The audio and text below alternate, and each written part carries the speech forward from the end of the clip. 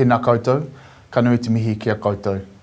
My name is Turi McFarlane and I work as Senior Farm Environmental Consultant with Ravensdown, based in Canterbury.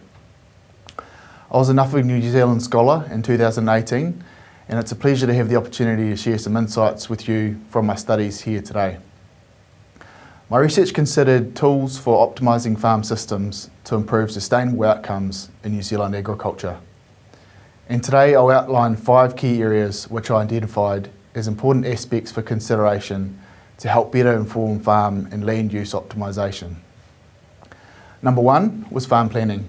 Most of us are increasingly familiar with the various forms of what I'll call farm plans here today, often referred to as farm environmental plans, farm management plans, land and environment plans, etc.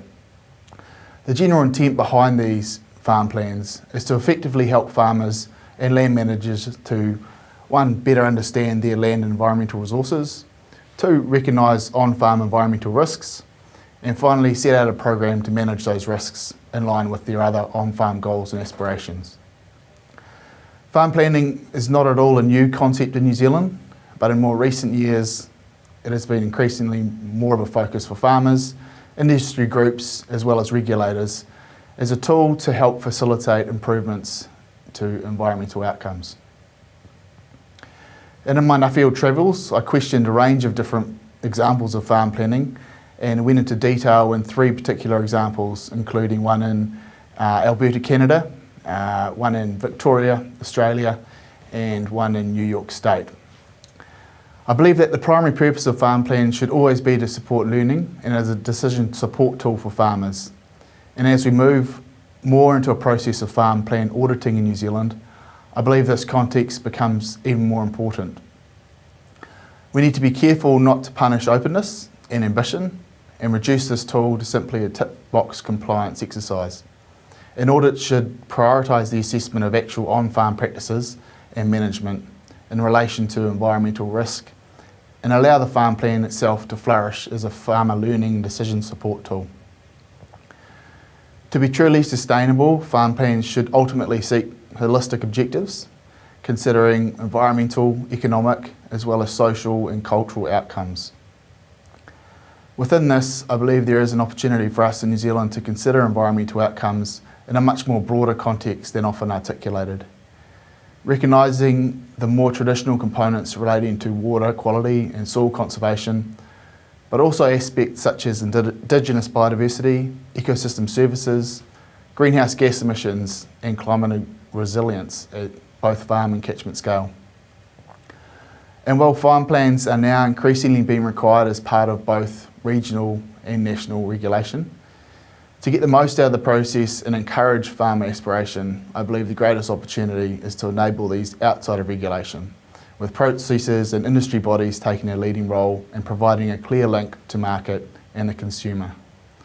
Not confining farm plans to just an immediate tick box demands of domestic regulation, but rather aligning them to international consumer demands for sustainably produced food and fibre. The second key aspect I considered was socialising the concept of climate smart agriculture within the New Zealand context and as part of farm planning, as briefly alluded to earlier. For those unfamiliar with climate smart agriculture, it has 3 key pillars or priorities: productivity, adaptation and mitigation, to sustainably increase productivity and income, to strengthen resilience to climate change and variability, as well as to reduce agriculture's contribution towards climate change. Agriculture's role and contribution towards climate change is something we must address, but too often I feel this conversation becomes fixated on addressing greenhouse gas emissions in isolation. Yes, seeking to reduce our greenhouse gas emissions is a critical consideration, but I think that addressing it within the context of climate smart agriculture, whereby a reduction in agricultural greenhouse gas emissions is explicitly considered alongside other key aspects such as farm productivity and resilience to the effects of a changing climate, is far more constructive than and likely to engage farmers and land managers. A third key observation is that sustainable management practices, or good farming practices, good management practices, are useful in providing clarity and direction for farmers. Just recently I was reading an article in one of our rural newspapers emphasising the significant pressure which many farmers are feeling under in relation to high levels of uncertainty in the environmental space. Considering the raft of regional and national policy changes being proposed, and I do think there is a real opportunity to provide increased clarity and certainty for farmers with regards to on-farm environmental management through sustainable management practices or good farming practice. However, they shouldn't be used in isolation, and I do see limitations in sustainable management practices being considered the complete answer in and of themselves. To this point, I observed a couple of industry best management practice programs overseas, which were both well resourced with good industry and government support, but I still found myself asking, was widespread adoption of these BMPs actually going to result in the desired environmental outcomes? And is this setting farmers up to succeed in the long term? Yes, sustainable management practices are useful and can provide much needed clarity for farmers in an area of increasing uncertainty, but ultimately land use and farm management needs to be really well informed by farm systems science and research, which leads on to my fourth point.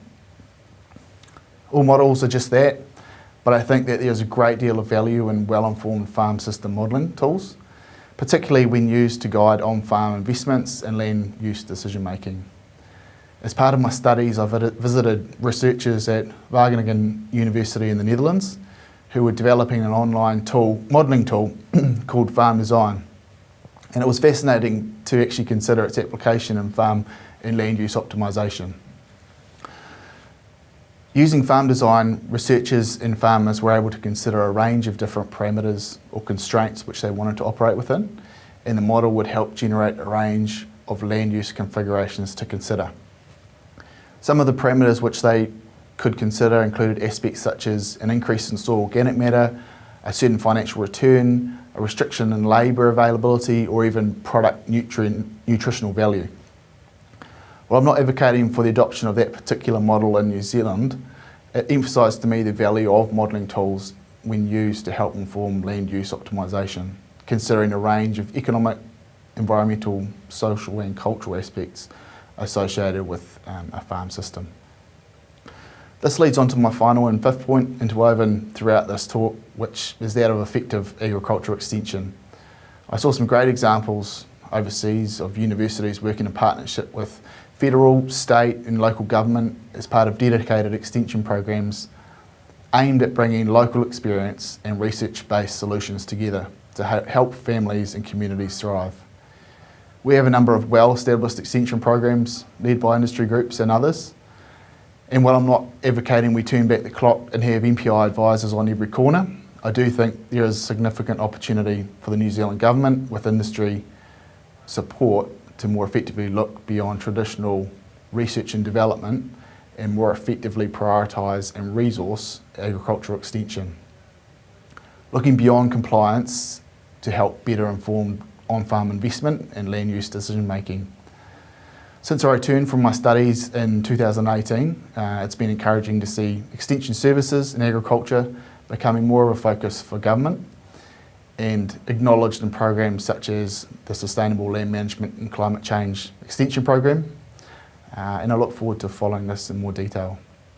Well, thank you for taking the time to listen. I'd like to take the opportunity to thank the sponsors of the Nuffield New Zealand Scholarship and the many others who have been so integral to my studies and challenging my thinking and providing me with much needed support along the way. E mihi ana ki ngā kaitautoko o tēnei kaupapa, tēnā koutou katoa, kia ora.